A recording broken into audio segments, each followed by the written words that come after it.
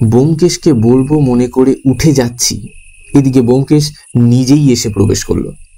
আমার মুখের দিকে তাকিয়ে বলল, কি ভেবে বার করলে নাকি? বোধহয় করেছি, বুঝলে। বেশ বেশ, কি বার করলে শুনি। বলতে গিয়ে একটু বাঁধো বাঁধো ঠেকলো, তবু জোর করে সংকোচ সরিয়ে বললাম, দেখো, নন্দদুলাল বাবুর ঘরের দেওয়ালে কতগুলো মাকড়সা দেখেছি, এখন মনে পড়ল। আমার বিশ্বাস তিনি সেইগুলোকে ধরে ধরে খান। বলেই ব্যোমকেশ হো হো করে উচ্চ রবে হেসে উঠল। অজিত, তুমি একেবারে একটা জিনিয়াস, তোমার জোড়া নেই। দেয়ালের মাকড়সা ধরে ধরে খেলে নেশা হবে না ভাই, সারা গায়ে বিষাক্ত ঘা বেরোবে।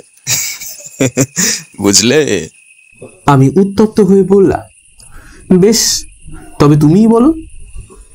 ব্যোমকেশ চেয়ারে বসে টেবিলের উপর পা তুলে দিল, অলসভাবে একটা চুরুট ধরাতে ধরাতে বলল, সাদা কাগজ ডাকে কেন আসে বুঝেছো?